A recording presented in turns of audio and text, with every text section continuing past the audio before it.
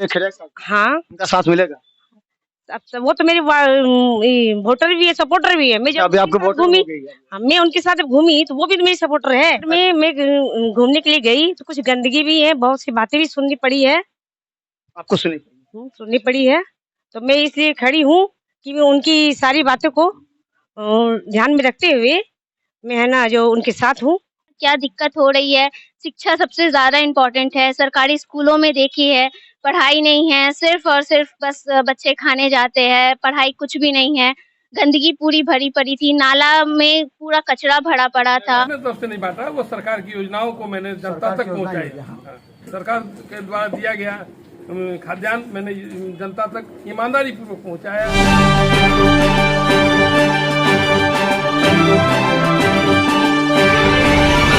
नमस्कार, मिथिला मैसेज में आपका स्वागत है। मैं हूं मनोज।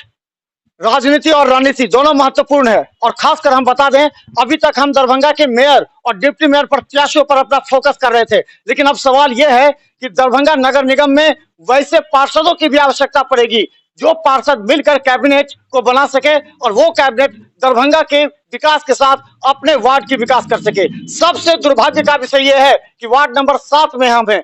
यहाँ पे अगर कहें तो विधायक, यहाँ पे पूर्व मेयर के अलावा हम बता दें कि पूर्व विधायक भी यहाँ रह चुके हैं और यहाँ की स्थिति यह है कि जल जमाव, सड़क नाले, लोगों का अविश्वास फैला है। यहाँ से अभी जो प्रत्याशी हैं मुख्य, जो कि यहाँ के पूर्व मेयर वैजयंती देवी खेड़िया से मात्र 13 वोट से पीछे थे, वो अभी सबसे आगे चल रहे हैं, लेकिन उससे 3 अन्य प्रत्याशी हैं जो सीधा टक्कर देने के हैं। आज अनीता देवी हमारे साथ हैं, हम बता दें वार्ड 7 में हम हैं। गंभीर सवाल यह है कि आप ऐसे प्रत्याशी को चुनिए जो 12 बजे रात में भी आपके लिए खड़ा रहे और आपकी हर समस्या के लिए नगर निगम का दरवाजा खटखटा सके। और हम बता दें कृष्ण कुमार मिश्रा हैं जो इनके पति हैं, इन्होंने भी सामाजिक कार्य किया, आज कई महिलाओं के साथ जनसंपर्क में है, आज वो घूम रही हैं। आपको अपना पूरा परिचय दीजिए। मैं अनीता देवी 7 नंबर के वार्ड पार्षद हूँ और अपने पार्षद के लिए खड़ी हूँ। जोर से बोलिए। मैं अनीता देवी वार्ड नंबर 7 से प्रत्याशी हूँ। अच्छा अनीता जी, आप वार्ड 7 घूमी होंगी, क्या लग रहा है, क्या समस्या? पहली बार घूमी है क्या? पहली बार तो घूमी हूँ, इसके पहले मैं वैजयंती खेड़िया के साथ भी घूमी थी। वैजयंती देवी खेड़िया के साथ? हाँ, उनका साथ मिलेगा? अब वो तो मेरे वोटर भी है, सपोर्टर भी है। मैं जब अभी आपको वोटर घूमी, हो गई है। हाँ, मैं उनके साथ घूमी तो वो भी तो मेरी सपोर्टर है। पहले कल अब तक आप वोटर थे, अब आप वोटर हो गए। हाँ, इसलिए वो मेरे वोटर भी और सपोर्टर भी हैं। अच्छा एक चीज बताएं कि यहाँ की समस्या क्या लगी? अगर आप समस्या पर बोलेंगी, कहीं वैजयंती देवी खेड़िया यह ना कर दे कि हमारे खिलाफ बोल रही, क्योंकि अभी वो निवर्तमान पार्षद रही हैं, तो क्या लगता है कि आपको इस वार्ड में क्या क्या कमी, क्या क्या उपलब्धि नजर आ रही? इस वार्ड में मैं घूमने के लिए गई तो कुछ गंदगी भी है, बहुत सी बातें भी सुननी पड़ी है। आपको सुनी? सुननी पड़ी है, तो मैं इसलिए खड़ी हूँ कि मैं उनकी सारी बातों को ध्यान में रखते हुए मैं है ना जो उनके साथ हूँ, मैं करूँगी। क्या क्या करेंगे आप, क्या क्या करेंगे? नाले बने हैं, क्या गंदगी साफ सफाई होता है टाइम पर, समय पर होता है? नहीं, होता तो नहीं है, लेकिन मैं देख के आई बहुत सी गंदे हैं, लेकिन मैं उनको जवान दे के आई हूँ, मैं करूँगी, आप मेरा साथ दें। जब वैजयंती देवी खेड़िया नहीं कर पाए तो आप कैसे कर पाएंगे? आप में क्या वो गुण है जो कर पाएंगे? क्या लगते हैं कि जो किस तरह ये काम कर पाएंगे? देखिए, क्या विश्वास है आपको? बिल्कुल विश्वास है, क्योंकि सिर्फ मम्मी ही नहीं है, हम लोग भी आज के युवा है, तो हम लोग जानते हैं कि कहाँ क्या दिक्कत हो रही है। शिक्षा सबसे ज़्यादा इम्पोर्टेंट है। सरकारी स्कूलों में देखिए पढ़ाई नहीं है, सिर्फ और सिर्फ बस बच्चे खाने जाते हैं, पढ़ाई कुछ भी नहीं है। गंदगी पूरी भरी पड़ी थी, नाला में पूरा कचरा भरा पड़ा था। हाँ, और साथ में हम लोग ने ये तो अभी 6 महीना से नगर निगम कर रही है, अभी कोई पार्षद काम नहीं कर सकते, वो आचार संहिता 6 महीना में स्थिति और बदहाल हो गई है। बिल्कुल बिल्कुल मतलब 6 महीना में ज्यादा बदल, 6 महीना में बदहाल हो गई जी जी, और इसीलिए आपको सुनना पड़ता है। अच्छा ये बताइए कि यहाँ पर कोई राजीव आवास योजना, इंदिरा आवास योजना, इस सब में काम हुआ है? खूब हुआ है, जोर से बोलिए। खूब हुआ है। आप जोर से नहीं बोल रहे हैं, कैसे फिर नगर निगम में दरवाजा खटखटाएंगे? खूब हुआ है, जोर से बोलिए। खूब हुआ है। अच्छा तो एक सवाल और है कि दरभंगा नगर निगम को आप कितना जानती हैं? क्योंकि वहाँ माफिया बैठे हुए हैं, बहुत तरह की बातें होती है, जल्दी सबका बात नहीं सुना जाता है, पीछे से टेबल के नीचे से होता है, तो आप कैसे इन लोगों की समस्या के लिए लड़ पाएंगी, कर पाएंगी? आप आवाज उठाएंगी, वहां पर अपना समस्या बार बार जाकर बोलेंगी।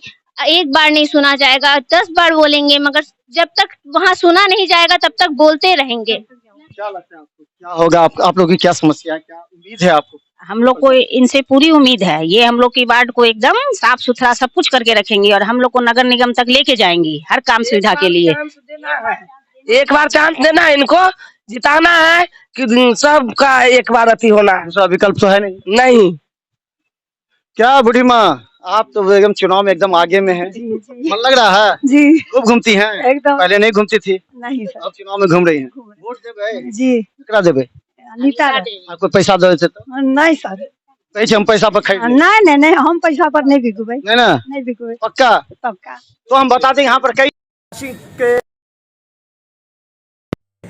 सवाल ये है, हम लगातार आपको दिखाएंगे उस वार्ड 7 के तमाम उन जगहों पर जाकर जनता की आवाज सुनाएंगे जो कि करुणा व्यथा है उनकी, और उसको हम भले मान लें कि 6 महीना आचार संहिता के कारण जो निवर्तमान पार्षद रही हैं वैजयंती देवी खेरिया और पूर्व मेयर भी रही हैं, जिन पर आरोप लगा है, जो निलंबित भी रही हैं, जो इस बार चुनाव भी नहीं लड़ पाई हैं, एक बड़ी जिम्मेवारी यहाँ के प्रत्याशी की होगी कि यहाँ के मान सम्मान को न सिर्फ बढ़ाते हुए यहाँ के हर समस्या के लिए लड़ाई लड़ना। हो सकता है मिट्ठू खेरिया हो या फिर वैजयंती देवी खेरिया हो, इनको सपोर्ट करे ना करे, लेकिन इतना तो अवश्य है कि जो प्रत्याशी सामने में ईश्वर मंडल हैं, जो कि मात्र 13 वोट से हारे थे, वो इस बार वॉक ओवर के फिराक में हैं और उनका साफ कहना है कि इस बार कहीं कोई दूर दूर तक नहीं है। आप यहाँ पर डीलर के नाम से भी आपको लोग जानते हैं, तो सब तो आपके यहाँ आते होंगे, सब खुश होंगे? बिल्कुल खुश हैं सब। मैं उसी ताकत के दम पर मैं चुनाव मैदान में आया हूँ।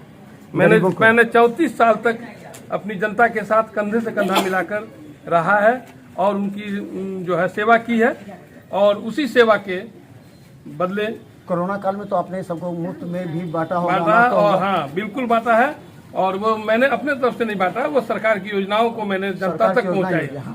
सरकार के द्वारा दिया गया खाद्यान्न मैंने जनता तक ईमानदारी पूर्वक पहुँचाया है, यही मेरी। आप तो दिन रात मेहनत करोगे, टक्कर किससे लगा? किससे यहाँ 4 प्रत्याशी किससे टक्कर है? अगर मैं जहाँ तक समझता हूँ कि ये जो अभी आपने वाक ओवर और ये बातें की है, ये मैंने प्रत्याशी ने कहा है। हाँ, प्रत्याशी ने कहा है। मैं कह रहा हूँ कि मेरी टक्कर किसी से नहीं, मैं बिल्कुल नंबर 1 के रेस में चल रहा हूँ, मैं जीतूंगा। और ये उसके बाद हमारी आपकी जब मुलाकात होगी तब आप कहेंगे कि इतना आत्मविश्वास आपका किस वजह से था।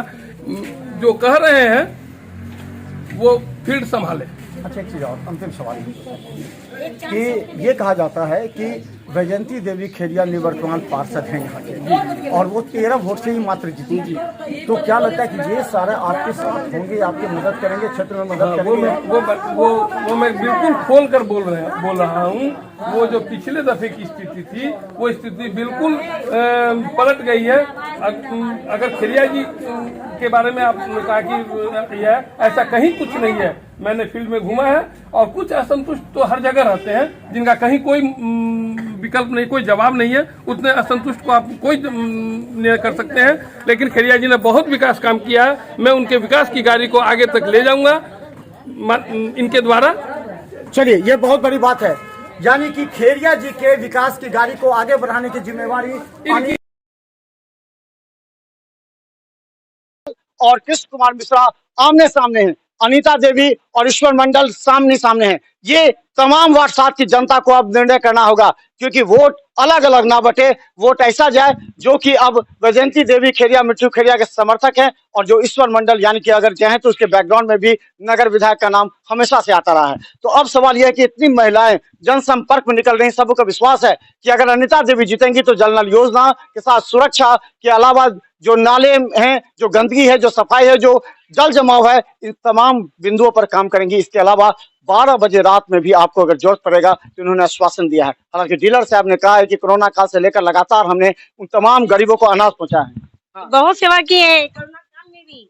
तो यही कोरोना काल में मैंने खेरिया जी के मैंने अपने पास से पैसा नहीं लगाया, मैं नहीं कहूंगा कि मैंने किया, लेकिन खेरिया जी ने जो योजनाएं, ये नहीं, खेरिया जी ने जो गरीबों को जो कोरोना काल में जो है मुफ्त सामानों का पैकेट, वो मैंने हर घर तक पहुंचाया, किसी को आने की जरूरत नहीं पड़ी है, ये मैंने पहुंचाया। ये जनता याद रखेगी, जनता को मालूम है, आप जनता से पूछ लें। चलिए, तो हम आपको जनता के बीच भी जाकर के दिखाएंगे कि जो ये बोल रहे हैं, जो ईश्वर मंडल बोल रहे हैं, जो वैजयंती देवी खेरिया बोल रहे हैं, उसमें कितना सच्चाई है।